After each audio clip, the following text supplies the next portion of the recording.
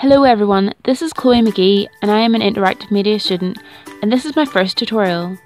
I am going to use Photoshop to create a double exposure effect.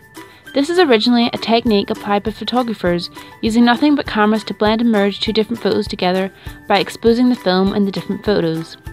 The style of this effect has become very popular by digital artists who apply Photoshop to copy the double exposure effects to create a surreal image. Common images that are often combined to create a double exposure image are portraits of face profiles with landscapes of scenes of nature. The example I will be using in this tutorial will be a side face profile of a woman with a rustic sepia mountain landscape. These will be combined together so the landscape will fill the silhouette of the profile of the woman.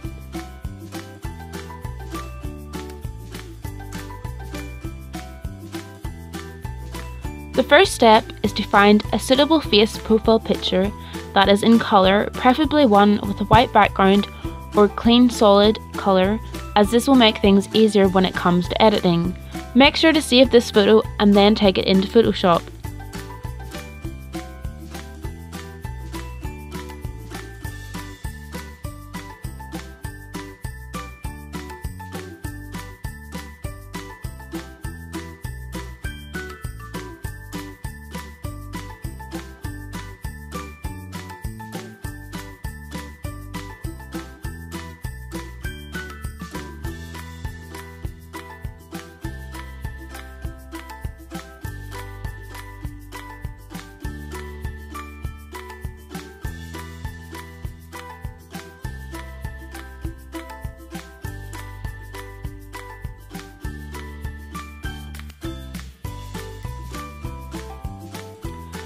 The second step is separating the portrait from the background.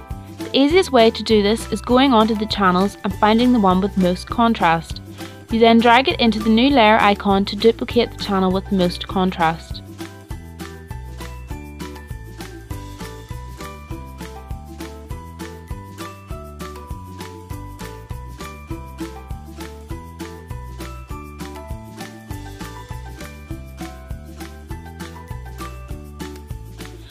In the third step, you go to Image, Adjustments, then Levels, and you move the midtones and shadow sliders towards the right, or you can also type any number you want to dramatically darken the image. Go as far as you can without expanding the black outline too much. Once this is done, you then select your brush tool, choose the black fill, and make sure it is at the hardest level to paint over any highlights in the centre of your portrait. If you find it tricky to paint over some areas, you can also use your magic wand tool to select the white background, then inverse the select so you can paint in the black where needed. As there were some black marks from adjusting the levels, I first erased them using the paint brush tool and the white fill. I then filled the black of my portrait to create the silhouette. Areas I then thought needed to be white, I painted over with a paint brush tool and white.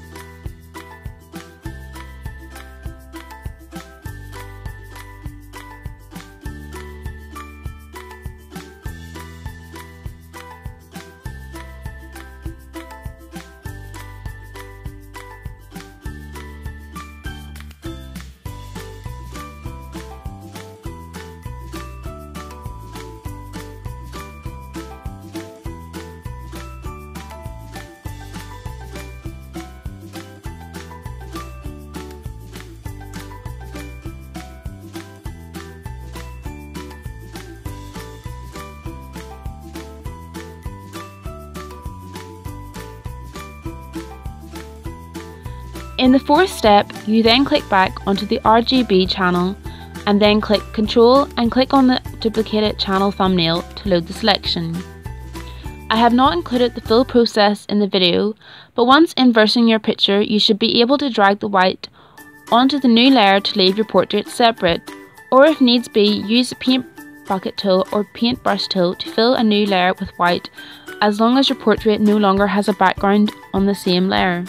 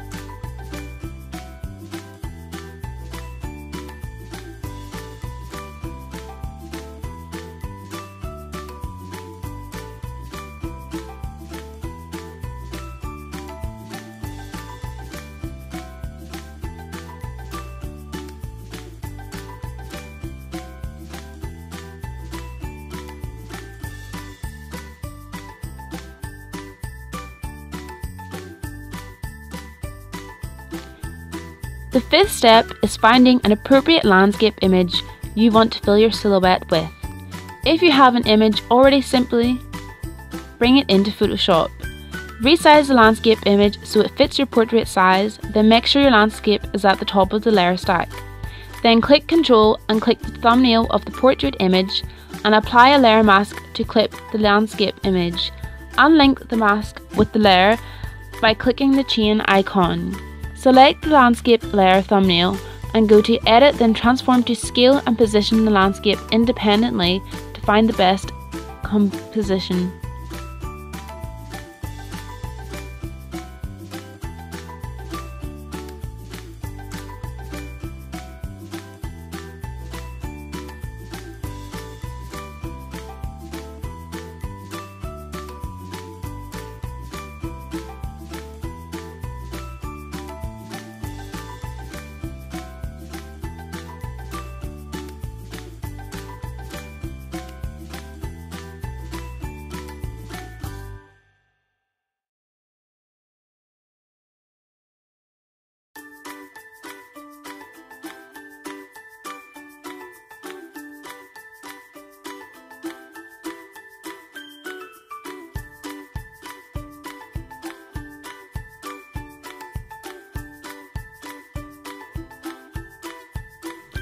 In the sixth step, you select the original portrait, then click Ctrl and J to duplicate the layer. Move the layer to the top of the layer stack, then go to Image Adjustments and then Desaturate to transform the image to black and white. Change the blending mode to multiply so you are then able to see the landscape come through the silhouette. Apply a layer mask to your current layer and apply a large soft brush with a black fill and paint over the portrait to erase everything apart from the facial features. Press X to switch between the black fill and white fill to switch between erasing and restoring the image to find the perfect outcome. Adjust the opacity of this layer to around 70% so the features of this portrait are subtly visible through the landscape.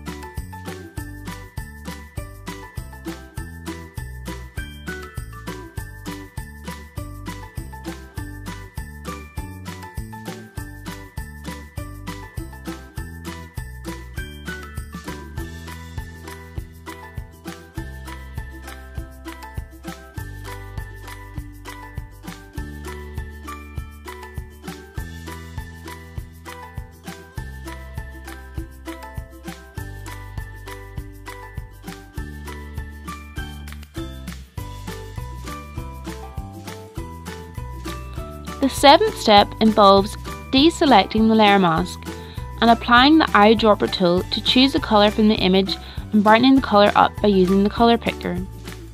You then fill the background layer with this colour. Insert another copy of the original landscape image at the top of the layer stack. Go to Filter, Blur, then Gaussian Blur and change the radius to 250 pixels.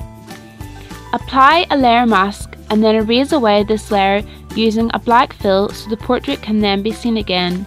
This then leaves a vignette style effect around the edges. You then reduce the opacity of this layer so the vignette is hardly visible, but it produces some subtle changes in tone.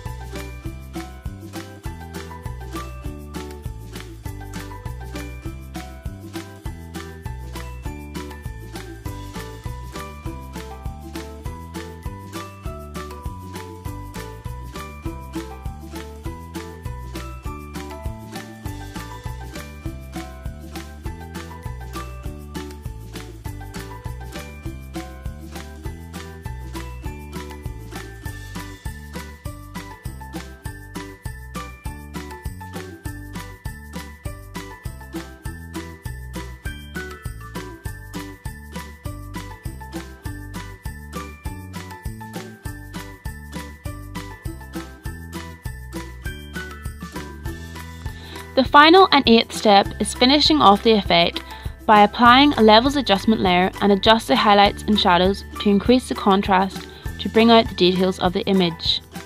Finally, the effect is a cool blend of two images to create a surreal piece of art, which is perfect for posters or album covers.